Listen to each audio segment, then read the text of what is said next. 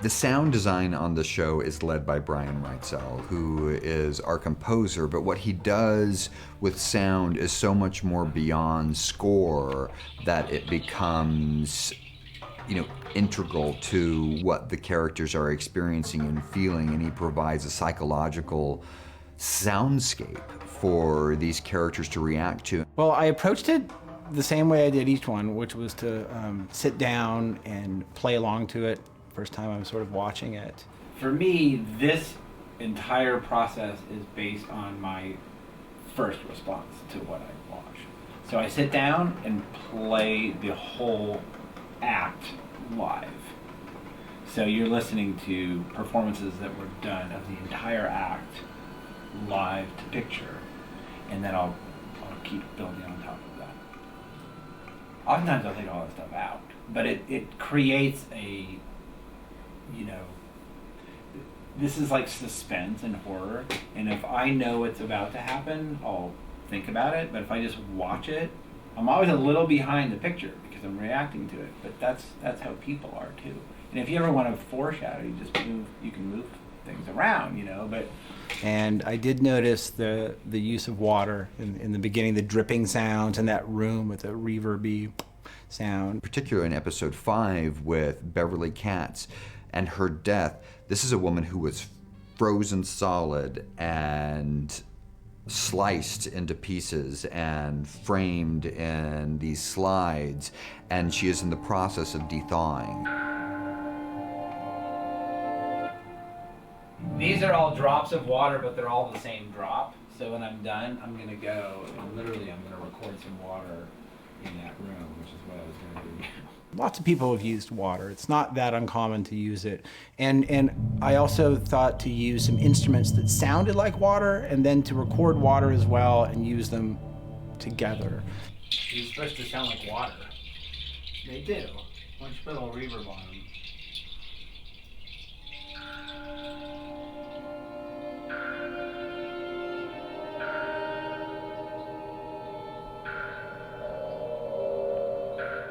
When Jack Crawford walks in and you see Beverly and you hear the dripping, I really played it up. So it's there nice and loud before Jack even notices that she's sort of defrosting there.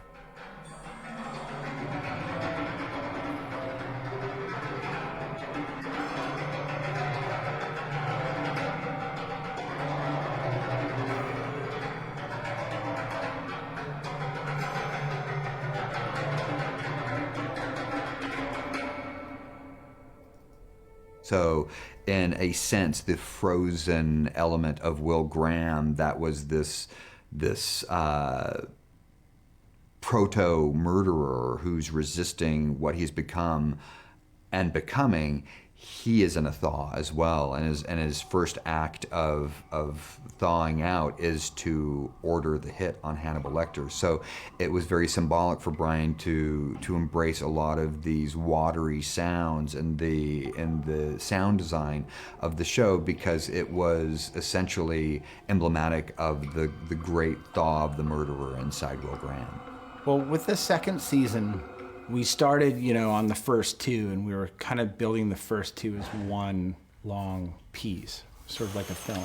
Because of that, there are some things that went wrong and needed a little extra attention. That kind of threw the whole schedule behind. So I, with this season, had about 7 days to make the score and then a full day to deliver it. We set up and I'll be in that room and I'll just go from instrument to instrument to instrument, and then if we have to do something like big and low, then we'll move the mics or whatever, but for the most part, and of course, that's only this particular project. It was maddening. I mean, it really was the fastest turnaround I've ever done in my life. And luckily, I'm surrounded by some really good people. My music editor, my engineer, my musicians, and we're able to crank stuff out really quickly. And in some ways, that worked with this season, because this season was meant to have a different kind of life than the first season. I pull her apart, layer by layer. like she would a crime scene. Did you want to make the sound of that thing coming down slightly more violent? The ringing at the like it's almost a shocking effect. I'm okay with it. Okay with the sound level? Generally, I'm trying to make it read and make it feel violent, but without it sounding stylized, and it is a really stylized sound. So my next thing to do is going to be just put a little bit of reverb on so that it feels like the room. Yep. You know, on those sounds, and see how that, if that dulls it down, then we'll push it up a bit more. Yeah. We're okay with the level that they're... No, there's still one of those sounds that feels a little quiet. What would happen in the process, because there was so little time, David would go in, whether that was in Toronto or in LA, and conduct the mix, sort of produce that whole sound mix. Yeah. So what have you got right now? You've brought the pitch down and you put some. Yeah, I put some weight into it and then added some verb. Maybe I'm wrong about the reverb then, because it seems to be. Maybe just gone a little too much with Maybe, it. yeah. It's not quite there, but it's good. Okay, let's try tucking it back a bit. Yeah.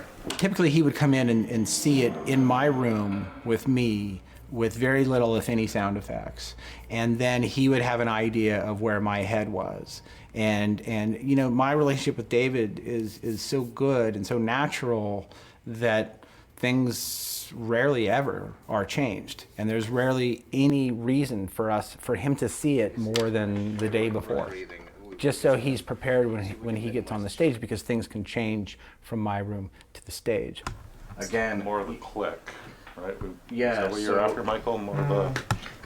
I don't know if it's a click might be, it gets buried underneath everything else and it's kind of thin. Yeah, Thin- if thin it as came well. up a bit, though. Yeah, you mean pitched up a bit so that it cuts through? Level-wise, I mean. Oh, level-wise, yeah, so it okay. comes through, Because yeah. it seems, what for things like this, what traditionally has worked for us is lower sounds with more impact on them. Mm-hmm. So, but some of those Okay. low sounds don't cut through with sort of high pitch Well, around. what I did on the last bit, adding the bottom end, maybe if I try that on Yeah. the clicks. Yeah, and it's a quieter, softer sound, this thing.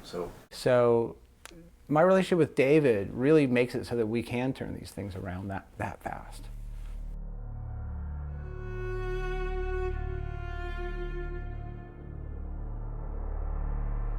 Hey guys, welcome to our discussion of Hannibal here on What the Flick, Season 2, Episode 5, called Mukozuke, which is? a seasonal sliced sashimi dish. Yeah. I think I know what this one means. Yeah, I think I might get the relevance to this week's episode. So what do we think of, I guess, really the seminal moment, I think, of the season of Will being framed for this, and then now actually commission someone to commit a murder? TV is a home accessory.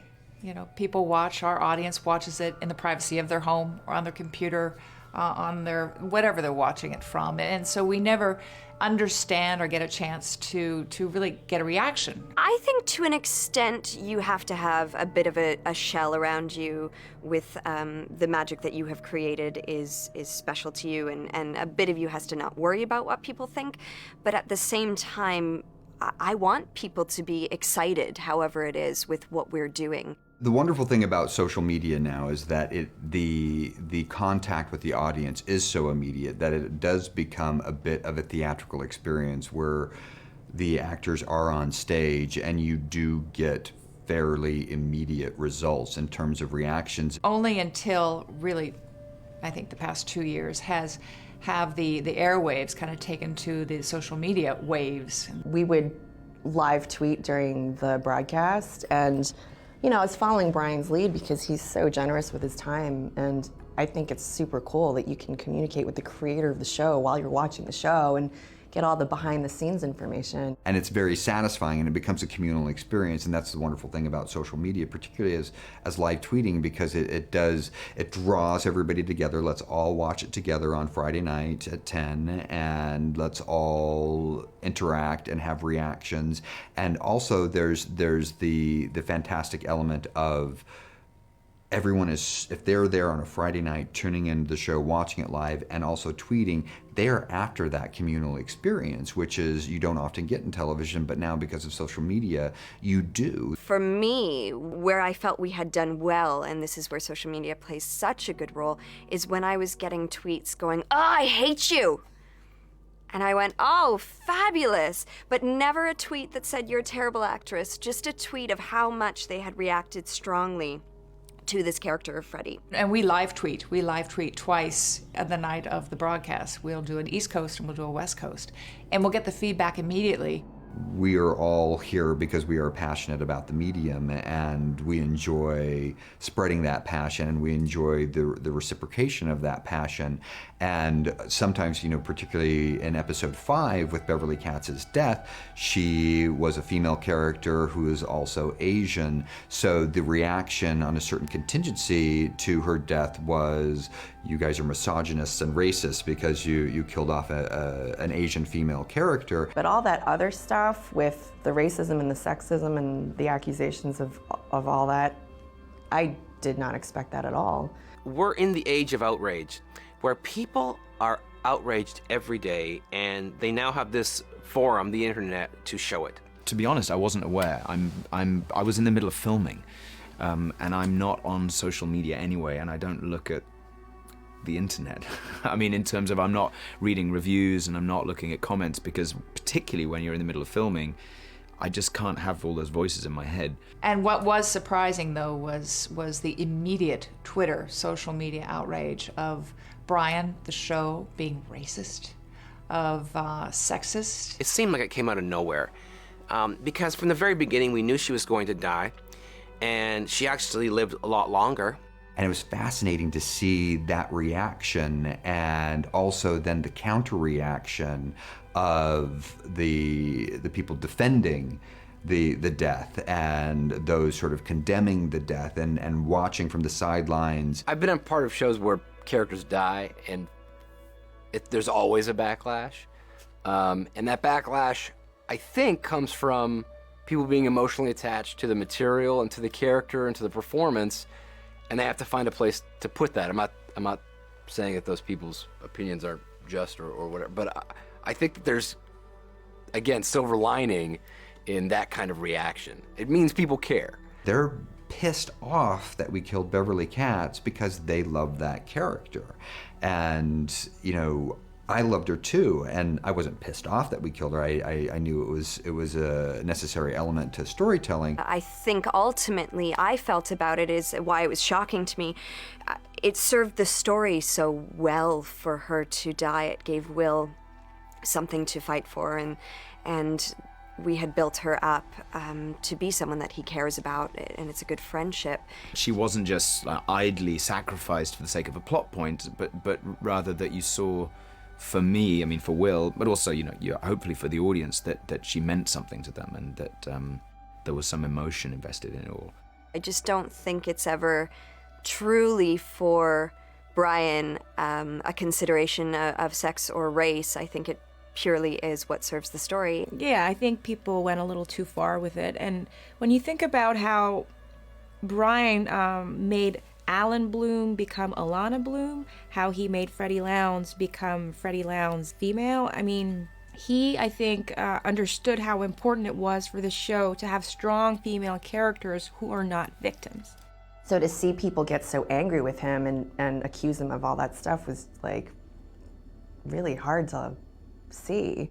So it was only later I became aware of it. What I was primarily made aware of was Hettienne's, she posted a response on her blog, which I did read because I just wanted to hear her take on it, and I thought it was a really balanced, smart, you know, supportive of Brian and his work, but not in a knee-jerk loyalty kind of a way. Truthfully, I mean, it's in the Twitter world and it's online, so in the large scheme of things, it's probably not that big of a deal. But I know how important the show is to the fans, and we love the fans, and to know that people were fighting with each other was, you know, made me kind of sad. So I wrote the blog post just to kind of throw in my 2 cents, because they were talking about Beverly Katz, and I'm an Asian female. And what was great was that Hettienne, you know, immediately took to the airwaves and dispelled that. When you look at the books, it's the character is a Jewish woman. She's a white woman. So the fact that he already, you know, he made her an Asian woman is actually a very progressive move. People seem to forget about that. And also, why shouldn't people, like, why shouldn't minorities be allowed the thrill of being killed? For characters we've come to know and love to not be killed off would seem false. And the show would cease to feel dangerous like it is. Everyone's entitled to their opinion, and I can certainly understand why some people were upset. I think the whole point of what I was trying to say is, you know, I think there's a way to civilly agree to disagree and not make it turn ugly and nasty and disrespectful. And I'm certain, you know, I respect everyone's opinion, and you're entitled to voice those opinions, but I think there's a line. You know, you can't start attacking each other over that. It's a TV show.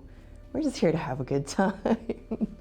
To kind of share that depth with the community who's watching the show and passionate about the show enough to engage online is fascinating, because on one level it's fiction, and then on another level you get to see and feel how much fiction is so important to all of our lives, that it allows, whether it's the escape or the elevation from reality, it gives us an opportunity to connect to humanity in a different way. And whenever we can feel things, I think that's an opportunity to learn.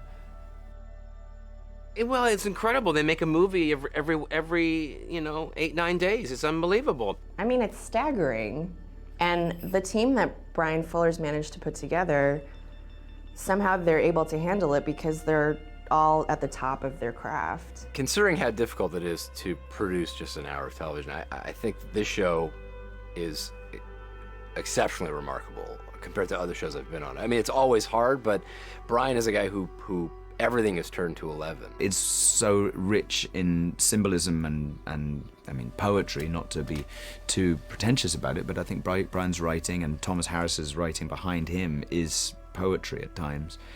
And it absolutely doesn't surprise me, but that those things hook people because it hooked me. I mean, that's why I'm here, you know. Sound, visuals, like there's even taste in the show. He's trying to get every sense going, and it's like that with everything Brian does. I think Pushing Daisies was like that. You know, it's extremely dialogue heavy, it's extremely story heavy, and everything is dialed so far up.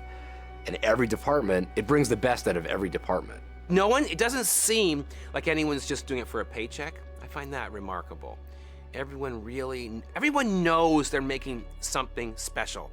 It might not be for everyone, but it's special.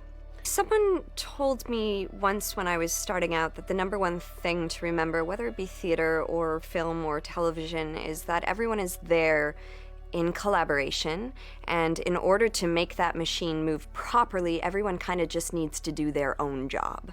I love being a part of something great.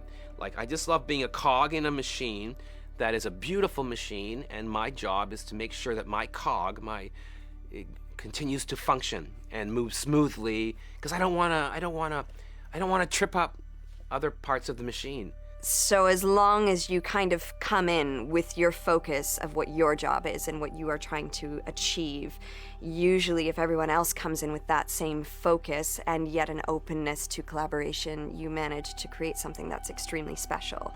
And those sets and those rehearsal rooms in theater that I've been a part of that have had that focus of each individual coming together to create this story have always created something pretty magical. And I think that's what we have going on here. And I think that's the reaction we get from the Hannibals, is that they're seeing the culmination of that beautiful collaboration that we have going on. I'm really proud to be part of that, because a lot of TV shows, you read scripts and you go, okay, that's the cop show, that's the medical show. A lot of recipes, come back, and it's been years and years of these recipes being done over and over again. And then you read something like Hannibal, it doesn't feel like it's been pre-chewed by someone else, and that's really fun. So it is a very dense process that is isolating. I'm generally in Canada for 6 or 7 months out of the year, away from family and friends and animals in Los Angeles. So it can be a trial to get through, but great problems to have, because we're given many millions of dollars to tell a very long story, but the process itself is not enjoyable. It's backbreaking, and it is 20-hour days, 7 days a week, and it's only when you get through the process that you're able to say, like, okay, I can enjoy that as an audience member now, because when you're in the thick of it, so many things are flying at you, so many questions. Being at the eye of the storm is an odd place, because there can be that vacuum of silence, and you just know if you stick your hand out just a little bit, it very well could be lopped off by the flying debris around that vortex. So making television is a crazy job, and I can't imagine doing anything else.